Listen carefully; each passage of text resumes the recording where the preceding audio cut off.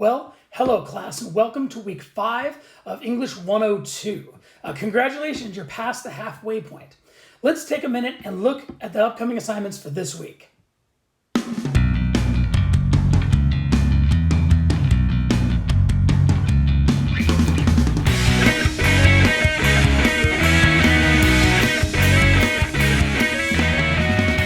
Now this week, we're going to be focusing on drafting and actually writing something, either for academics or for the workplace. This will include being able to find credible information that you can use to support whatever perspective that you're going to take on your argument. First off this week, make sure that you guys complete the lecture. Next, make sure that you engage in the discussion board for this week. That's going to include an initial post of at least 150 words and responding to at least 3 other classmates throughout the week. Also, make sure that you're in the discussion at least 3 days a week. And so you're going to be discussing a personal time where you had to research something and you had to go online to find information. So as you read through the discussion, consider that before you write. And finally this week, you guys are going to have an informational literacy assignment. Now, as you guys click on the .docs, it's going to launch you into a couple of pages that show you how to do this assignment. In these pages is an embedded link to Bryant Stratton's virtual library. Once you click on that, you'll be able to go into Bryant Stratton's virtual library and be able to search any topic you want. These topics can range from almost any argument that you can think of. And you'll enter keywords into the search bar. It's much like Yahoo or Google, but it's going to be connected to magazines, news articles, journals, perhaps even theses and dissertations. And so a lot of these are going to be peer-reviewed. You can also click on Advanced Search. Now, as you search, let me give you a piece of advice. So here's the piece of advice I want to give you as you search through the virtual library. If you search and you're getting 3,000, 4,000, 5,000 hits on the topic that you're looking at, that's too many. You can't sift through that amount. So you need to select the field option and change it maybe to be the title of the document that you're looking for. So if you're researching obesity in America, if I just typed in, and I'm here on my computer, if I just typed in, I'm doing this live right now for you, obesity in America, right? I typed it in, and what I get on that particular search is 39,819 results. There's no way that I can go through all of those. But if I go to the select a field, which is optional, right next to where I'm typing it in, and I change it to the title of the paper and hit search, now it's going to whittle down my results. I'm going to get a lot less. Now I have 803 results.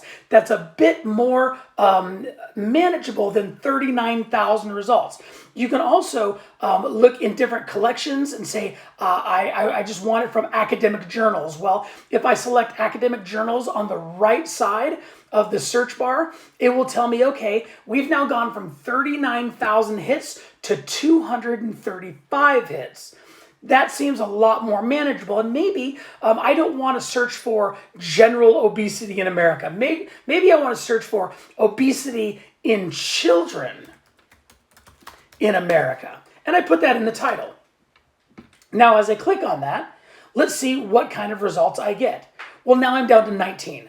I have 19 results for that specific topic that I'm looking for. And these results, you're going to have a limited to on the left-hand side. Make sure full text is clicked, because there's nothing worse than trying to find an article, finding one that looks great, and then you don't have access to the full text. So in that one, what I did was I selected full text. Underneath that is source types, and I can click academic journals. This ensures that the document that I'm getting, probably a journal article, is going to be peer reviewed. That's really, really important, because not all the information out on the internet, I know some of you believe everything on the internet. Some people believe everything on the internet is true. It's not all true. We don't want to get, a perspective from 8th grade Billy's blog, okay? We want this stuff to be peer edited and peer reviewed. If you click on academic journals, it guarantees that it'll be peer edited and peer reviewed.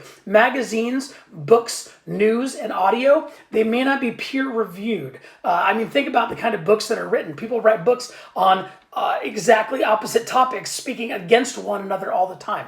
They're not necessarily peer reviewed. But now I'm looking at this and I have Obesity in Children in America as part of the title. I have full text selected, and I have academic journals selected, and I'm down to 8. That's a good search. So if I click on the first one, it's obesity prevention in children in Latin America through interventions using technology. I may not want that. I may, want the United States of America. Okay, so conversations about weight of America's children, barriers which prevent healthcare providers from discussing childhood obesity. Now, here's the cool part. As I'm searching, I might be able to develop my thought process a little bit more. I might see an article that go, wow, I didn't think of that.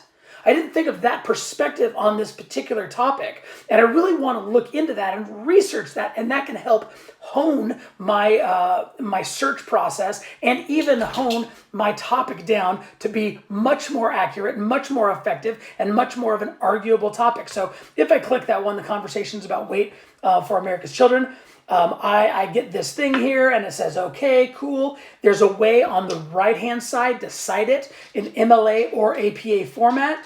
And then I can look at this and I can get the record on the left-hand side and click on that. And I can see the entire article. I can see the abstract here. I can click read online and it will launch me into a new document. And here I have a 24-page document right in front of me. So this can be a little bit confusing.